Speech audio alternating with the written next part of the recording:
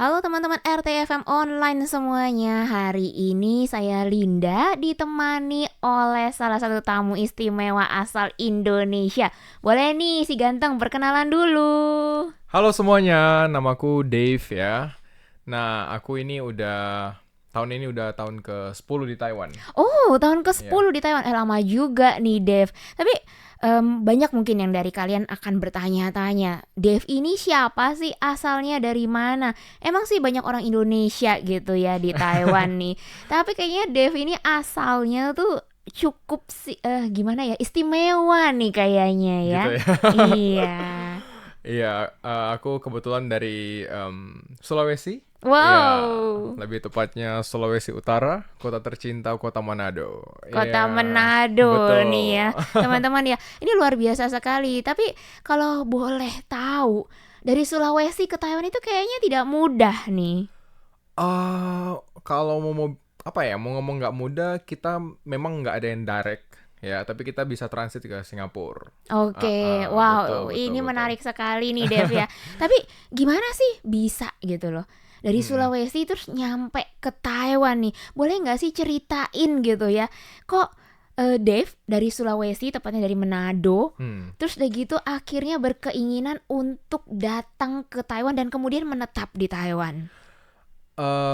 Ceritanya mungkin dulu ya kembali lagi karena aku awalnya mulai dari kuliah ya di Taiwan. Jadi kuliah dulu dan sekarang udah kerja. Nah, awal memilih kuliah ke Taiwan itu mungkin salah satu faktornya sekalian untuk belajar bahasa Mandarin juga ya. Jadi pilihannya waktu itu ada Taiwan, ada China. Ya, kebetulan lumayan senang juga sama Taiwan, apalagi mungkin zaman kita dulu yang nonton Meteor Garden ya, Eh, FC mungkin tau lah ya. Nah, jadi udah ya cukup tertarik dengan Taiwan. Oh, Gitu. jadi itu awalnya tertarik dengan Taiwan. Tapi terkait dengan informasi mengenai kuliah di Taiwan itu sampai juga ya ke Manado ya. Cukup banyak nggak sih teman-teman Manado? Pada zamanku itu kayaknya nggak banyak ya. Pada Mm-mm. zamanku itu karena seingatku cuma 2-3 orang yang aku kenal lah ya, yang aku Mm-mm. kenal dari Manado dan akhirnya bisa ke Taiwan. Jadi aku cuman tanya 2-3 orang itu, terus kemudian ada kenal sama beberapa agent lah. Jadi pada zaman itu ada agent yang bantu juga penerbangan dari Indonesia, bantu juga untuk proses kuliah dan lain-lain. Jadi aku ikut agent itu juga untuk ke Taiwan, Oh, jadi betul. ada ya perantara juga ya saat Ya, itu ya. Dan terkait dengan itu ya, Dev, aku juga mau tanya dong. Nah, kamu tuh kan dulu kuliah di Taiwan. ya. Kuliahnya berapa lama sih? Aku dulu kuliahnya standar ya, S1 4 tahun. Oh, Ya. S1 4 tahun. Kuliah di mana sih? Ya, aku kuliahnya di kalau teman-teman tahu itu Inggrisnya itu Fujian Catholic University ya. Kalau Mandarinnya Furen Daxue. Oh, Teh, oke. iya Jadi iya di ya. Furen University ya. Dan Betul. kemudian kamu ambil jurusan apa nih waktu itu? Aku ambilnya food technology. Oh, food technology. Ya, food technology. Terus terkait dengan sekarang, kamu kan sudah menetap di Taiwan. Ya, Setelah 4 tahun lulus, berarti kamu 6 tahun ya kurang lebih ya di Taiwan setelah lulus gitu ya. setelah lulus ya kurang Heeh. lebih. Itu jadi sekarang kerjaannya terkait dengan yang sebelumnya juga nggak sih, dengan food tech gitu? Mungkin ke bidang prosesnya ada hubungan lah sedikit-dikit. Ya, Oh. karena kerjaan yang sekarang ini cakupan industrinya lumayan luas. Jadi ada juga berhubungan dengan food industry, tapi kita juga ada berhubungan juga dengan industri lainnya seperti mungkin mining, pertambangan, oil and gas. Kita juga main water treatment, kita juga main chemical, ya main juga power plant. Nah, jadi ya begitu apa ya, luas lah industrinya yang sekarang di kerjaan ini sekarang ya. Oh, wow, ini menarik ya teman-teman ya. Teman-teman Indonesia mungkin banyak yang jadinya penasaran nih ya sama pekerjaannya Dev sendiri. Tapi sebelum kita kulik-kulik lebih lanjut terkait dengan pekerjaannya Dev yang saat ini, kita pengen tahu ya. Sebagai orang Manado, kita balik lagi nih. Kamu dari Manado, dimana kemarin tadi bilang gitu ya. Iya. Wah, waktu itu masih cuma 2-3 orang, belum banyak yang ke Taiwan pada saat itu. Ya, yang aku kenal ya. Yang dikenal gitu Betul. ya. Nah, Pengalaman kamu ketika pertama kali ke Taiwan itu gimana nih? Kan kamu harus transit dulu ke Singapura, terus udah gitu baru nyampe ke Taiwan. Apalagi kamu kuliahnya juga kebetulan ya di Furen University itu di New Taipei kan ya. Ya. Nah, itu gimana? Boleh cerita nggak sedikit pengalaman kamu ketika pertama kali menginjakkan kaki di Taiwan? Masih inget nggak nih? Mungkin aku bisa kulik-kulik dikit lah ya. Mungkin waktu itu aku ingat pertama kali ke Taiwan karena aku seperti yang aku sampaikan tadi, aku ikut agent. Jadi kita memang agentnya kumpulin semua murid-murid. Ya kita satu rombongan lah. Jadi semuanya pada waktu itu kita ngumpul di Jakarta. Jadi transitnya di Jakarta. Lalu Jakarta langsung ke Taipei. Aku ingat banget waktu itu kita pesawatnya Eva Air. Oh, Iya, jadi tapi kalau misalnya saat ini misalnya aku misalnya mau balik ke Manado, aku biasanya transit lewat Singapura. Ya, karena ada penerbangan langsung dari Manado ke Singapura. Mm-mm.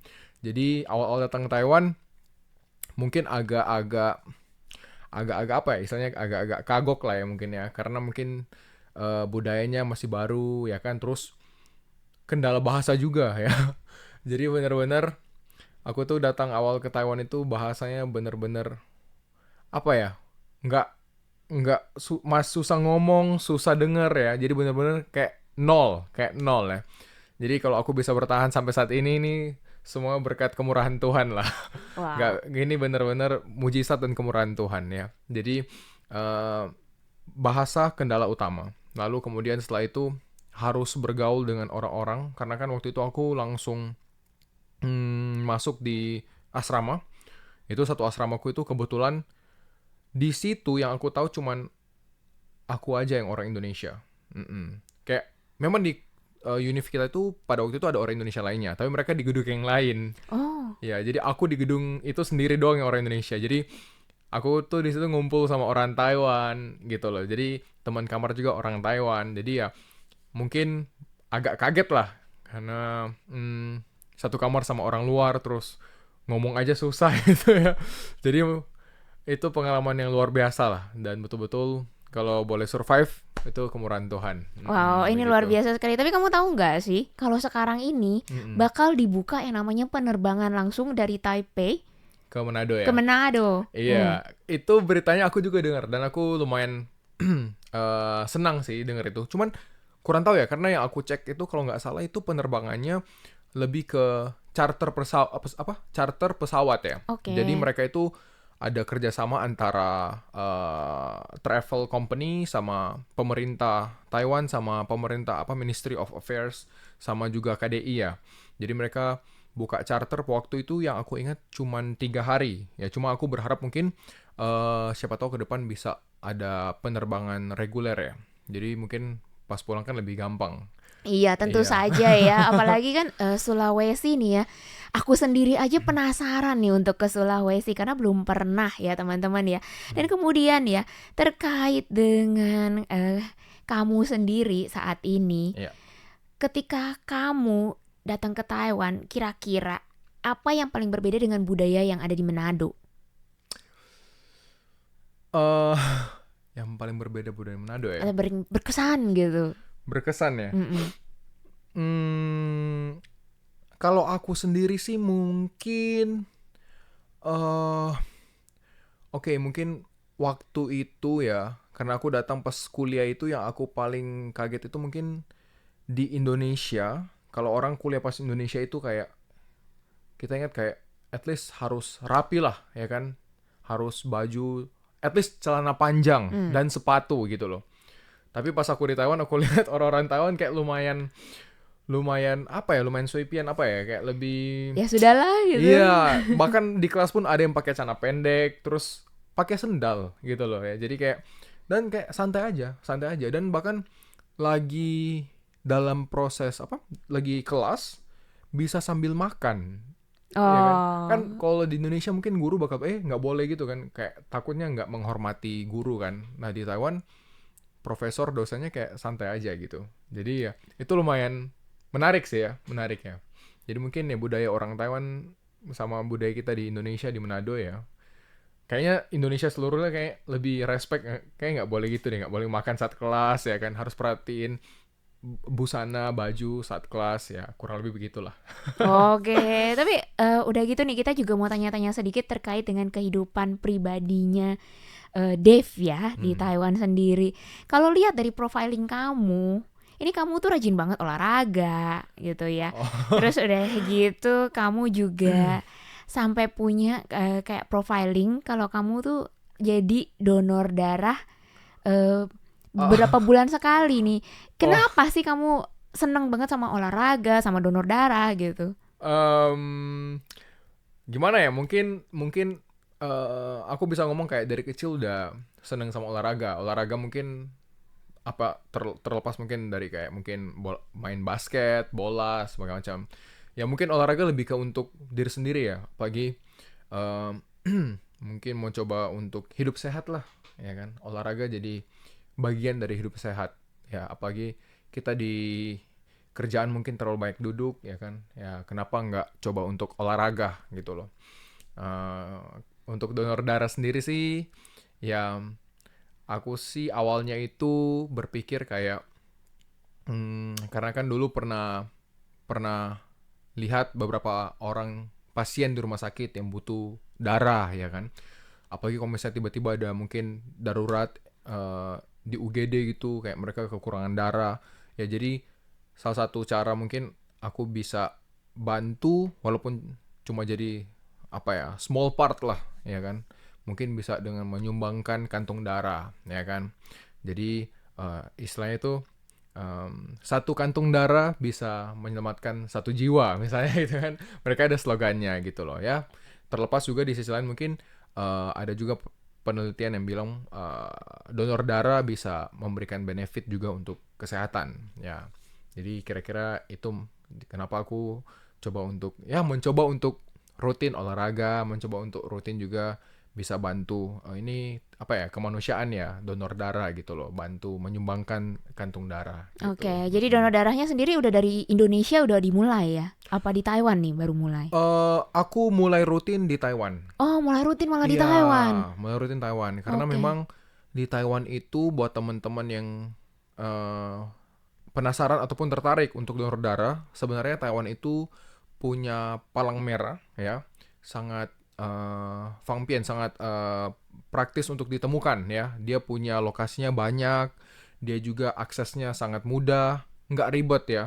Jadi mau donor darah bisa dengan cepat. Bahkan pemerintah ya palang merah Taiwan itu kayak sangat mensupport dan encourage buat orang-orang buat donor darah, bahkan dia pun memberikan biasanya kasih kayak semacam apa ya Cia?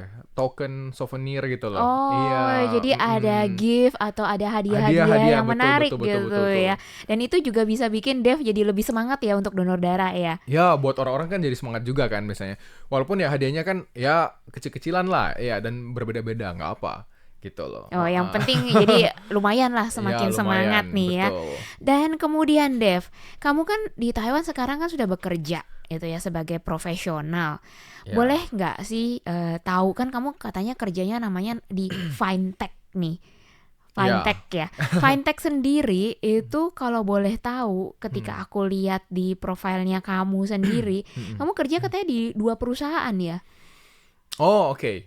Oke. Oke. Itu jadi begini, itu mungkin Cece bisa lihat ada dua nama perusahaan, tapi sebenarnya itu satu di bawah satu perusahaan. Cuman Oh. itu dua brand yang berbeda. Jadi kita fintech itu basisnya di Taiwan, jadi headquarter di Taiwan, sedangkan yang satunya itu Mutech itu dia di Jerman.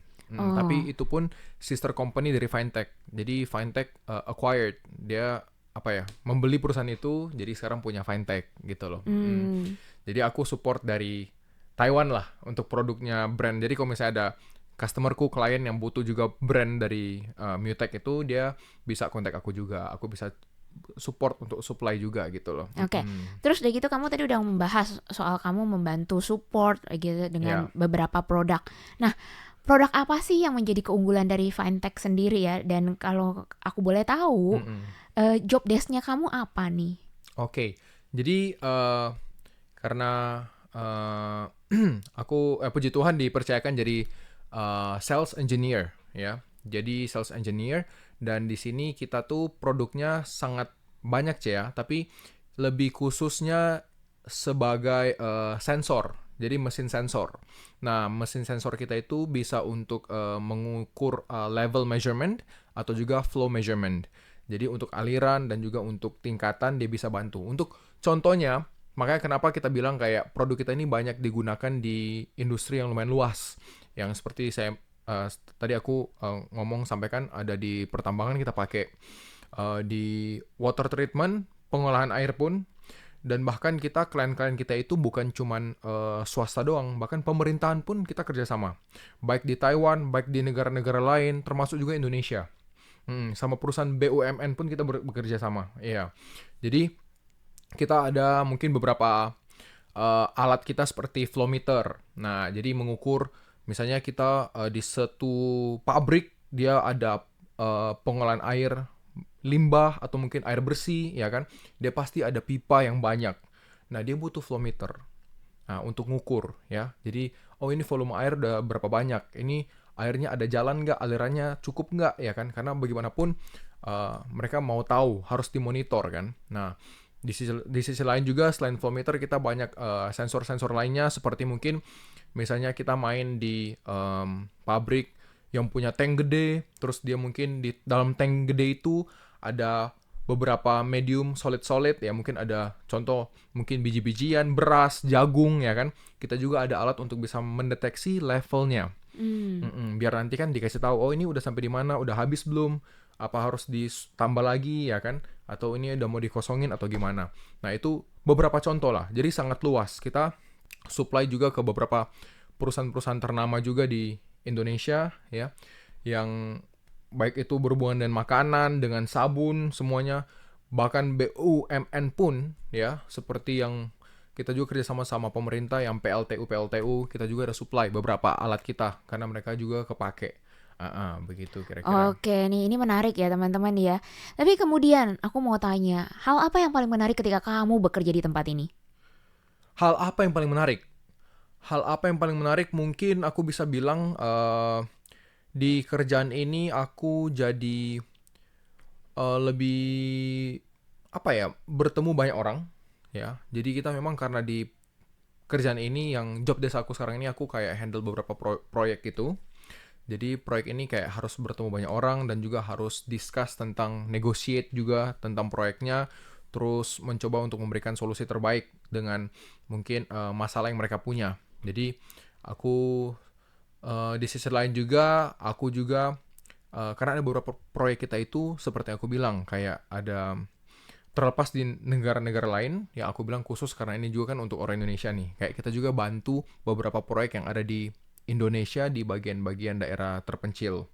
Jadi di sana mereka ada yang butuh seperti yang aku bilang tadi, ada PLTU, pembangkit listrik itu, mereka juga pakai alat kita. Jadi di sisi lain aku merasa kita selain bisa berbisnis, tapi kita juga bisa membantu juga ya kan, daerah kita, negara kita Indonesia, untuk supply produk-produk ini untuk membantu mengembangkan ya kan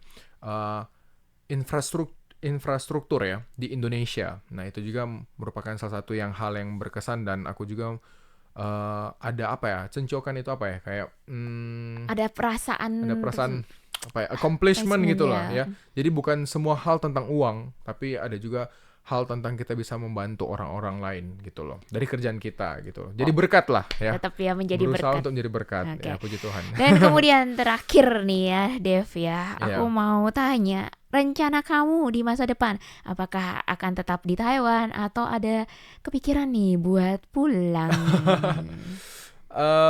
Untuk saat ini aku masih berpikir di Taiwan dulu lah.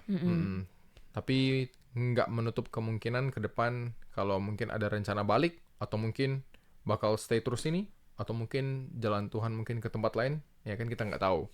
Yang penting aku cuma berharap kalau bisa dimanapun aku berada, ya aku bisa dimanapun aku berada, dimanapun Tuhan tempatkan aku ya, aku bisa jadi berkat buat orang-orang gitu loh. Saluran berkat lah. Oke, salah satunya. jadi yang penting sekarang jalanin dulu Jalanin gitu dulu, ya. betul. Wow, ini menarik sekali nih ya. Dan sekali lagi ya, terima Iya. kasih Dev karena sudah hadir di sini Sama-sama. hari Aku juga terima kasih ini. buat Radio Taiwan International dan juga Celinda udah memberikan kesempatan. Oke, Terima kasih banyak. terima kasih banyak dan sampai jumpa semuanya. Sampai jumpa. Bye Bye-bye. bye.